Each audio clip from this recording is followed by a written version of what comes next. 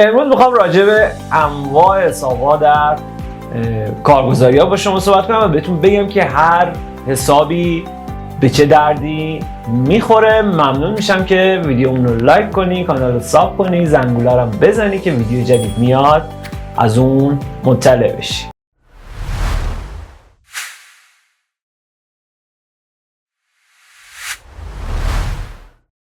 یکی از قابلیتایی که تو بازار فارکس وجود داره اینه که برای افراد مختلف انواع حساب‌ها وجود داره. البته این بستگی به بروکر شما داره. بعضی بروکرها هستن که فقط یک مدل حساب دارن که توصیه نمی‌کنم اصلا سمت این بروکرها برید. سعی کنید بروکری انتخاب کنید که حداقل 3 تا 4 مدل حساب رو به شما ارائه بده که بتونید متناسب با شخصیت معامله‌گری خودتون اون حساب رو انتخاب کنید. اولین حسابی که اکثر بروکرها دارن حساب استاندارد هست. حساب استاندارد چه حسابیه؟ حسابیه که به عنوان اولین حساب پیشنهادی توسط بروکر برای یوزرها ارائه میشه. این حساب استاندارد معمولا اینجوریه که اسپردهاش یا همون کارمزداش زیاده. مثلا دارم میگم روی طلا 5 پیپ تا 6 پیپ ممکن است شما اسپرد بگیری روی جفت ارزهای مختلف متناسب با نقدینگی که توشون وجود داره.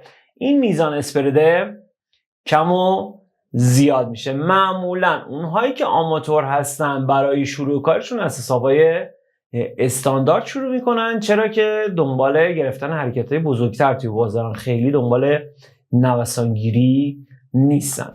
حساب دومی که معمولا بروکرها در اختیار یوزرها قرار میدن حسابهای ECN هست. توی حسابهای ECN معمولا اینجوریه که اسپرد کم میشه. مثلا از 4 پیپ 5 پیپ طلا میاد روی 2 پیپ، میاد روی 1 پیپ. اما این به این معنی نیست که شما کارمزد کمتری میدهید.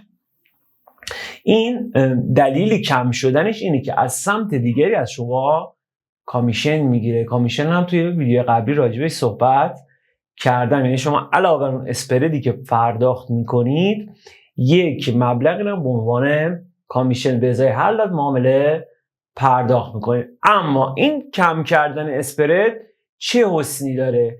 این کم کردن اسپرد به درد کسایی میخوره که دنبال حرکت‌های کوچیکتر هستن یا میخوان استاپ‌های کوچیکتری رو برای معاملات خودشون لحاظ کنن. مثلا روی طلا میخواد 15 پیپ تا مثلا 16 پیپ یا 10 پیپ میخواد استاپ بذاره. از این 10 پیپ 2 پیپش میشه اسپرد و 8 پیپ فرصت میده به بازار که این تولرانس توش وجود داشته باشه. پس بیشتر کسایی میرن سراغ حسابهای ECN که دنبال اسپردهای کوچیک‌ترن.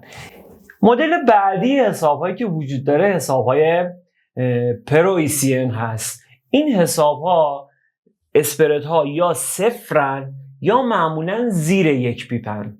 البته به صورت فلوتینگ یا شناور هستن، یعنی توی تایم های مختلف این عدده تغییر میکنه، ولی بازش از 0 پیپ شروع میشه تا 1 پیپ که ممکنه توی تایم هایی که بازار نقدینگی نداره مثل شبها یا نیمه شبها این میزان افزایش هم پیدا بکنه. ولی تو تایم های مهم مثل تایم لندن یا تایم آمریکا اسپرد معمولا بین 0 پیپ تا 1 پیپ فلوتینگ همون شناور هست. این حساب ها به درد کسایی میخوره که به اصطلاح بهشون میگیم اسکالپر یا نوسانگیر. این نوسانگیرها توی تایم های کوچیک مثل تایم فریم 5 دقیقه یا تایم فریم 1 دقیقه دنبال گرفتن نوسان های کمن.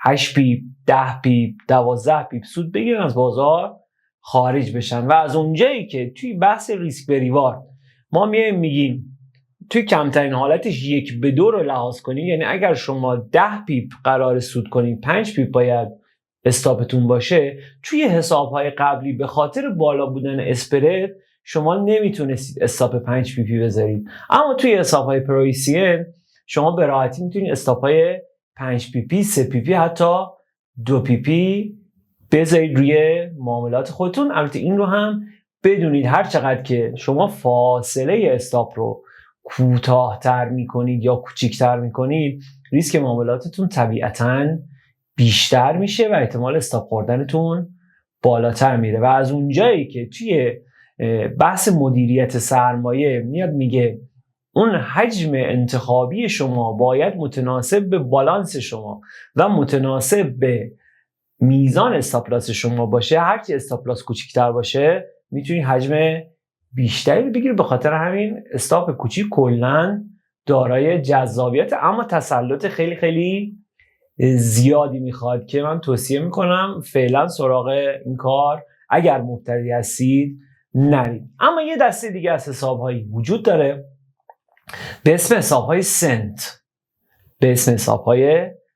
که برای افراد خیلی آماتوره، کسایی که میخوان وارد بازار ریل بشن اما نمیخوان پول زیادی رو وارد بازار کنن. مثلا $100 هم شاید براشون زیاد باشه، اینا $10 شارژ میکنن و حساب پایش بر اساس سنت، $10 میشه 1000 سنت. اون وقت میان معاملات یک لاتی میگیرن ولی یک لاتشون یک لات اعمال نمیشه، به همون ضریبی که $10 تبدیل شده به 1000 سنت به همون ضریب هم از یک لات کسر میشه. اما برای آزمایش و شروع کار به شدت این حساب ها مناسب هستن. حالا که تا اینجا اومدی، اگر از ویدیو ما خوشت اومد ممنون میشم که ویدیو رو لایک کنی، با ساب کردن کانال اون از ما حمایت کنی، زنگوله رو بزنی تا در آینده ویدیو جدید که بارگذاری شد بهت اطلاع بده.